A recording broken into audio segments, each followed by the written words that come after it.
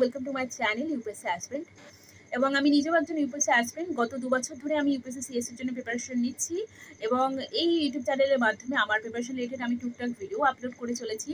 কিন্তু আমার মনে হচ্ছে আজকের পর থেকে ভিডিওসগুলো একটু অন্যরকম হতে চলেছে, কারণ এই 2 বছরে আমি যে প্রবলেমসগুলো এক্সপিরিয়েন্স করেছি সেগুলোই আমি চাইছি একটু সিস্টেমেটিক ওয়েতে শেয়ার করতে, যাতে করে নতুন যারা অ্যাসপিরেন্টস আছে, যারা চাইছি এই প্রিপারেশন এই এক্সামের জন্য প্রিপারেশনটা নেব বা স্টার্ট করব, কিন্তু এখনও সেই স্টার্টটা হয়ে ওঠেনি, তাদের জন্য এই ভিডিওসগুলো ভীষণই গুরুত্বপূর্ণ হতে চলেছে। তো আজকের ভিডিওতে আমি 3টে বিষয় শেয়ার করতে চলেছি, যেটা হচ্ছে যোগ্যতা, ইউপিএসসি সিএসসির জন্য আমাদের কি কি যোগ্যতা প্রয়োজন, দ্বিতীয়ত এক্সাম প্যাটার্ন অর্থাৎ এই এক্সামটা কখন হচ্ছে, কীভাবে হচ্ছে, এবং তৃতীয়ত সিলেবাস অর্থাৎ এই এক্সামের জন্য আমাদের কোন কোন সাবজেক্ট পড়তে হবে।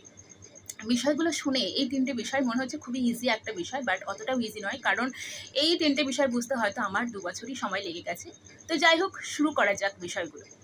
প্রথমত আমাদেরকে অবশ্যই ভারতীয় হতে হবে, অর্থাৎ সিটিজেন অফ ইন্ডিয়া হতে হবে। দ্বিতীয়ত যে কোনো রিকগনাইজড ইউনিভার্সিটি থেকে আমাদেরকে গ্র্যাজুয়েট হতে হবে, এবং যারা ফাইনাল ইয়ার স্টুডেন্ট তারাও এই এক্সামিনেশনের জন্য অ্যাপ্লাই করতে পারবে, কিন্তু তাদেরকে অবশ্যই মেন্স এক্সামিনেশনের আগে সেই প্রুফটা জমা দিতে হবে যে তারা গ্র্যাজুয়েট। এবং 3 নম্বর বিষয় যেটা হচ্ছে, আমরা যে বছর এক্সামিনেশনটা দেবো সেই বছরের অগস্ট মাসের 1 তারিখ পর্যন্ত আমাদের যে বয়স সেটাই কিন্তু কাউন্ট করা হবে, এবং এই যে এজ লিমিট সেটা কিন্তু ক্যাটাগরি ওয়াইজ আলাদা, এবং মিনিমাম এজের ক্ষেত্রে প্রত্যেক ক্যাটাগরি থেকে সেম 21 বছর বয়স হলেই আমরা এক্সামিনেশনটা দিতে পারবো। এবং এজ লিমিট যেটা আছে সেটা হচ্ছে category wise maximum age limit, সেটা হচ্ছে জেনারেল যারা তারা দিতে পারবে 32 বছর বয়স পর্যন্ত, যারা ওবিসি আছেন তারা দিতে পারবে 35 বছর বয়স পর্যন্ত, এবং যারা এসসি এসটি আছেন তারা দিতে পারবে 37 বছর বয়স পর্যন্ত, এবং যারা পিডব্লিউবিডি আছেন তারা দিতে পারবেন 42 বছর বয়স পর্যন্ত। এবার আসছি আমি নাম্বার অফ অ্যাটেম্পটস, অর্থাৎ আমরা কতবার এক্সামে বসতে পারবো। তো এক্ষেত্রে ক্যাটাগরি ওয়াইজ অবভিয়াসলি আলাদা। তো যারা জেনারেল তারা 6 বার বসতে পারবেন এক্সামিনেশনে, যারা ওবিসি আছেন তারা বসতে পারবেন 9 বার, এবং যারা এসসি এসটি আছেন তারা আনলিমিটেড টাইমস বসতে পারবেন যতদিন না তাদের এজ লিমিট যেটা আছে সেটা কমপ্লিট হবে, এবং যারা পিডব্লিউবিডি আছেন তারা 9 বার অ্যাটেম্পটস দিতে পারবেন। এবার এক্ষেত্রে আসি যে অ্যাটেম্পটস আমাদের কীভাবে কাউন্ট হবে, যে আমরা ফর্ম ফিল আপ করলাম আর আমাদের অ্যাটেম্পটস কাউন্ট হলো তা নয়। আমরা যদি প্রিলিমসে বসি বা প্রিলিমসে আমরা বসা স্টার্ট করি, তাহলে সেখান থেকে কিন্তু আমাদের অ্যাটেম্পটসগুলো কাউন্ট হওয়া স্টার্ট হবে। এবং 5 নম্বর যেটা বিষয় সেটা হচ্ছে কিছু ফিজিক্যাল স্ট্যান্ডার্ড আমাদেরকে মেনটেন করতে হবে। যদি আমরা আইপিএস বা আইএফওএস এই পোস্টের জন্য অ্যাপ্লাই করি, তাহলে সেক্ষেত্রে আমাদের যে ভিশন, হাইট, ওয়েট এবং চেস্ট মেজারমেন্টের ক্ষেত্রে কিন্তু একটা মিনিমাম স্ট্যান্ডার্ড আমাদেরকে মেনটেন করতে হবে। তো এবার আমি আলোচনা করতে চলেছি exam pattern of UPSC CSE examination. তো আমরা সবাই জানি ইউপিএসসি সিএসসি এক্সামিনেশন 3টে ধাপে হয়, প্রিলিমিনারি, মেন্স এবং interview. So before going to explain the exam pattern, I want to share about the notification date, prelims date, mains date and the interview. অর্থাৎ কখন নোটিফিকেশান আসছে, কখন ফর্ম ফিল আপ আমরা করবো, কোন সময় প্রিলিমস এক্সামিনেশন হচ্ছে, কোন সময় মেন্স এক্সামিনেশন হচ্ছে, কোন সময় আমরা ফাইনাল রেজাল্ট পাচ্ছি, এই বিষয়টা জানাটা ভীষণই গুরুত্বপূর্ণ প্রিপারেশনটা নেওয়ার আগে। কারণ আমরা যদি ফর্ম ফিল আপটা নাই করতে পারি, তাহলে এক্সামের জন্য প্রিপারেশনটা নিয়ে তো কোনো লাভ নেই। তো সেটা আমাদের সিস্টেমেটিক্যালি জানতে হবে যে কখন কোন বিষয়টা আসছে।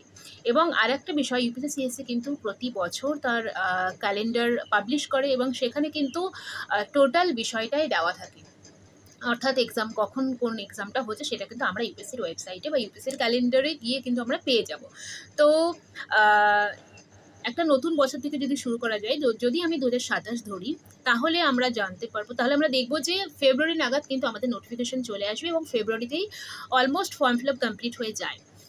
এবং দেন ফেব্রুয়ারির পরে ফর্ম ফিল আপের পরে কিন্তু আমরা মেনলি 3 মাস হাতে সময় পাই প্রিলিমসের জন্য, এবং প্রিলিমস এক্সামিনেশনটা হয় মে এবং জুন নাগাদ, অর্থাৎ মে মাসের লাস্টের দিকে, লাস্ট উইকে হয়তো প্রিলিমসটা হয় কখনো, বা জুনের ফার্স্ট উইকের দিকে প্রিলিমসটা হয়, এবং প্রিলিমস হওয়ার পর 1 মাস আমরা সময় পাই রেজাল্টটা পেতে। অর্থাৎ যদি মে বা জুনে যদি আমরা পরীক্ষাটা দিই মেয়ের শেষের দিকে বা জুনের ফার্স্ট উইকে, তাহলে কিন্তু আমরা জুনের লাস্ট উইক, জুনের শেষের দিকে বা জুলাইয়ে কিন্তু আমরা রেজাল্টটা, প্রিলিমসের রেজাল্ট পেয়ে যাব।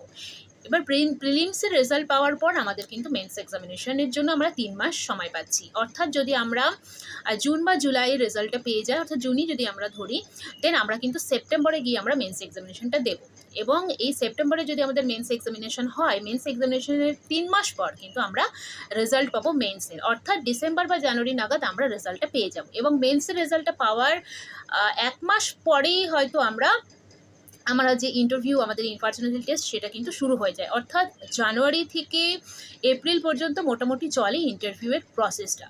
তো এবং ফাইনাল রেজাল্ট কিন্তু আমরা পাই এই এপ্রিল মে নাগাদ। এই হচ্ছে এক্সামিনেশনের আগের যে বিষয়গুলো, মানে এক্সাম প্যাটার্ন জানার আগে কিন্তু এই বিষয়গুলো আমাদের জানাটা ভীষণই গুরুত্বপূর্ণ। তাহলে হয়তো আমরা নিজেদের যে প্ল্যানটা বা স্ট্র্যাটেজিটা সেটা কিন্তু আমরা একটু ভালোভাবে তৈরি হতে পারবো। ইউপিএসসি সিএস এর এক্সাম প্যাটার্ন সম্পর্কে এবার আলোচনা করা যাক। আমরা অলরেডি জেনেছি ইউপিএসসি সিএস এক্সামিনেশন 3টে ধাপে হয়: প্রিলিমিনারি, মেন্স এবং ইন্টারভিউ।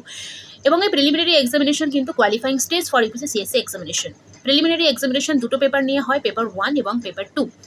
পেপার 1 জিএস পেপার এবং paper 2 civil services aptitude test অর্থাৎ সিস্যাট। উভয় পেপার 200 নাম্বার করে হয় এবং উভয় পেপারের জন্য টাইম হচ্ছে 2 আওয়ার্স এবং উভয় পেপারই একই দিনে হয়। 1 এর সময় হচ্ছে সকাল 9:30 থেকে 11:30 এবং পেপার 2 এর টাইমিং হচ্ছে 2:30 থেকে 4:30। এক্ষেত্রে আর একটা বিষয় আমাদেরকে জানতে হবে, পেপার 1-এ 100টা কোয়েশ্চেন আসে এবং প্রত্যেকটা কোয়েশ্চেনের জন্য 2 নাম্বার করে থাকে, এবং পেপার 2-এ 80টা কোয়েশ্চেন আসে এবং প্রত্যেকটা কোয়েশ্চেনের জন্য 2.5 নাম্বার করে থাকে। অর্থাৎ এটাকে আমরা বুঝলাম উভয় পেপারই অবজেক্টিভ টাইপ কোয়েশ্চেন আসে এবং এখানে নেগেটিভ মার্কিং আছে, 1/3 নেগেটিভ মার্কিং। এবং আরেকটা গুরুত্বপূর্ণ বিষয় যেটা হচ্ছে এই যে সিস্যাট পেপারটা বা পেপার 2, এটা কিন্তু কোয়ালিফাইং শুধুমাত্র, এর নাম্বার প্রিলিমসের যে রেজাল্ট আসে সেখানে কিন্তু অ্যাড হয় না। শুধুমাত্র পেপার 1 অর্থাৎ জিএস পেপারে কিন্তু ডিপেন্ড করে কোয়ালিফাইংয়ের জন্য।